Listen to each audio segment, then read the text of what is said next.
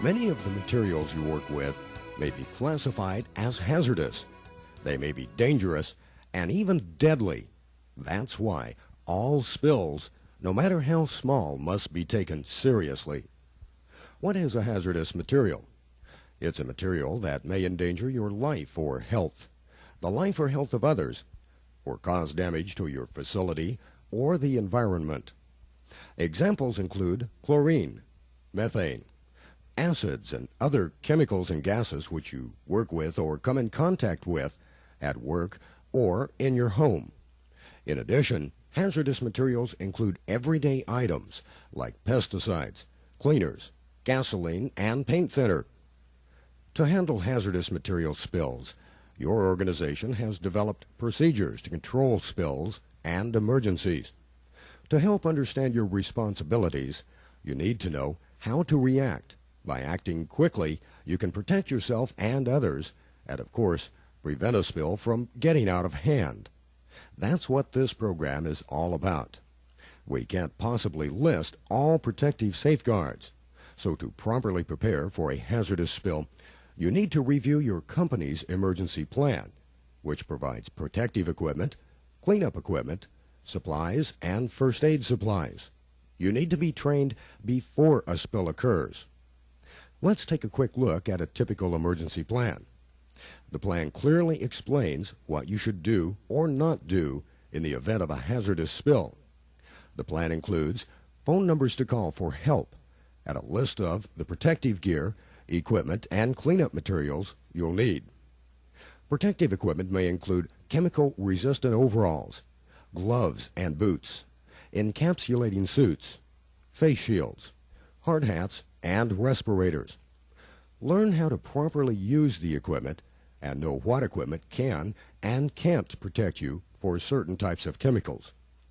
For instance, some coveralls don't protect against strong corrosives, so an encapsulated suit would be worn for cleaning corrosive spills. In the event of a large spill, you should wear the highest level of protection. Respirators provide protection from hazardous vapors and gases, but again, you need to know what type of respirators or respirator cartridges protect you from what type of chemicals. You must also be trained to properly use respirators and how to test them for proper seals before using them in an emergency situation. In an emergency, you have to have the right supplies and know how to use them. The type of supplies will depend upon the chemical used in your work environment.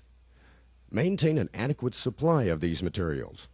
The most common mistake is not having enough supplies to contain and control spills or leaks. The most important thing about first aid supplies is to make sure they are adequate for any emergency and, of course, where they're located. Okay, you're trained. You have adequate supplies, materials, and there's an emergency. A spill or major chemical leak. If you're the person who discovered the hazardous chemical spill, you're in charge until help arrives. What do you do? Well, first, don't panic. Then follow these simple rules. First, get away. Second, identify what you saw. Third, get help. Fourth, seal off the area and alert others. Fifth, look for injuries. Sixth, identify the hazard. Seventh, prepare a plan of action. 8. Get proper equipment and materials. 9. Contain the spill. And 10. Clean up the spill.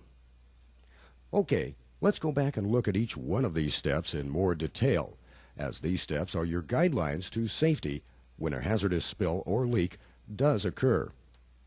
First of all, get away. The first thing you should do if you see or smell a hazardous spill is get away. Move a safe distance away and turn off any potential ignition sources if you can. This may seem like a very simple rule, but it's surprising how many people stop to take a closer look. Without proper protection, they could be easily disabled or injured. Any spill can be dangerous. If you don't know the hazardous material or how to properly deal with it, then stay away from it and wait for someone with more training or experience. Number 2, Identify what you saw. Don't go back to find out what you saw or smell. Just think for a second. What was it? Did you see a label on the container? Was it foaming or fuming? Was there a fire? What did it smell like? What color was it? What was it doing?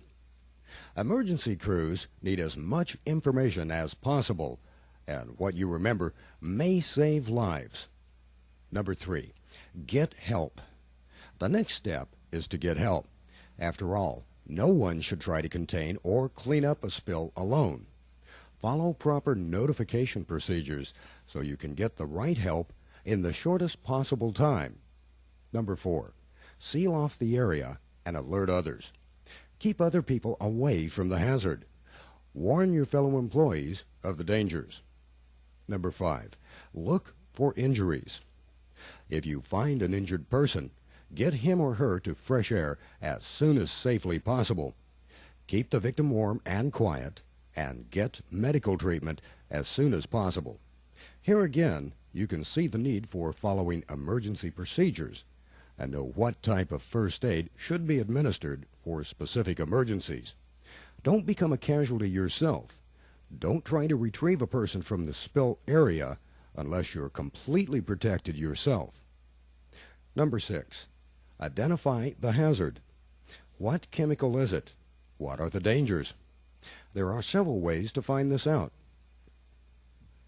The Material Safety Data Sheet, or MSDS, is required for every chemical you work with and can be obtained by asking your supervisor. The MSDS will tell you the name of the chemical, its hazards, and what to do in case of an emergency. Signs and labels help identify the hazardous material and how to deal with it. For example, container labels often explain proper procedures to take in the event of a spill or leak. A placard may identify the material as flammable, corrosive, or poisonous. Check the material. In certain situations, you may have to go into the spill area to identify the material yourself. If so, assume the worst. Use the buddy system and never go in without backup. Proper protection, such as encapsulated suits and self-contained breathing apparatus, may be required. Number 7, prepare a plan of action. Once you know the hazardous material you're dealing with, you need to decide what to do. Of course, following company procedures and emergency plans are required, but preparing a plan of action is simply anticipating problems, remembering what you're supposed to do, and properly coordinate all the tasks and people to do the job faster. It may be as simple as waiting for help to arrive or assisting an injured worker. It can also be planning how to safely shut off a valve, plug a leak, or contain the hazardous spill. It's always better to get help if you aren't trained or equipped to deal with the hazard. Number 8, get proper equipment and materials. Whenever you're not sure of the chemical, wear the maximum protection possible. That means a self-contained breathing apparatus and full protective clothing. Wear it for gases, liquids, solids, everything. If you know the material and its properties, you can select other protection for handling spills. Boots, gloves, safety glasses, goggles, face shields, hard hats, aprons, splash suits, and fully encapsulated suits can be used. Be sure you have the right protection for the emergency. Number 9, contain the spill. Once you have the proper protection, you want to keep the hazardous spill from spreading. You want to minimize the danger to yourself, other people, the facility, and the environment. The faster you can contain the spill, the less danger there will be. Containment really means two things: stopping the source and stopping the spread.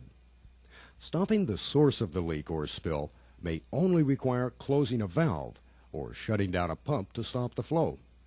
It may mean putting a suitable bandage on a leaking hose or stuffing a rag or crude boiler patch on the leak.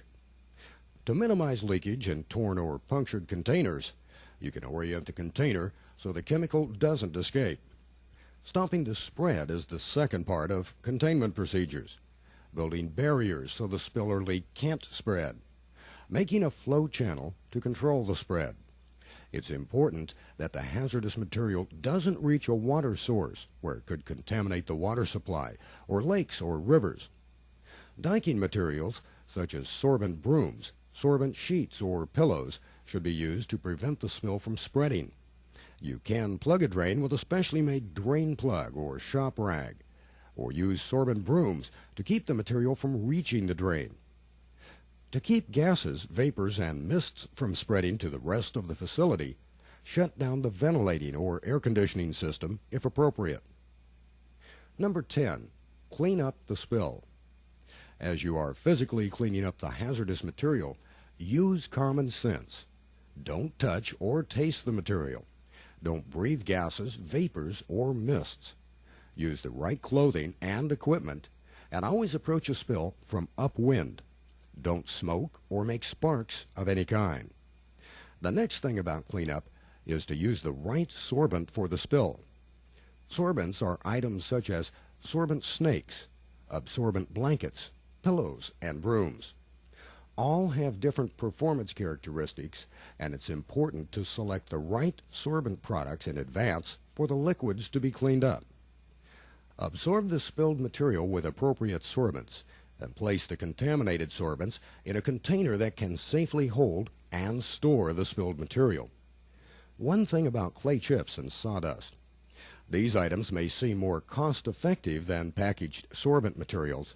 However, when you compare the costs of the clay or sawdust, be sure to add in the cost of storage, labeling, handling, cleanup, and hazardous waste disposal. Also, add in the fact that rarely can you recover any of the spilled material through recycling. Packaged sorbent materials are much more cost-effective, cleanup costs are much less, and recovery of the spilled material is a reality. We strongly recommend packaged sorbent materials over the old method of using clay chips or sawdust. After the spill has been contained and cleaned up, the sorbents you use to control the spill must be properly packaged according to local, state, and federal regulations. Absorbed materials have the same properties and hazards as the original spilled materials, and they may be dangerous, so treat them with care. Safely dispose of all disposable coveralls, gloves, and respirators. Decontaminate all non-disposable items, such as shovels, scrapers, respirators, self-contained breathing apparatus, protective clothing, and even vehicles or other equipment used in the cleanup. Review what happened to make sure it won't happen again, and evaluate your emergency plan and what you did, what worked, what didn't work. How could it have been done better? No matter how small the spill, you want to have a record of what happened to take corrective action to prevent similar spills or leaks in the future.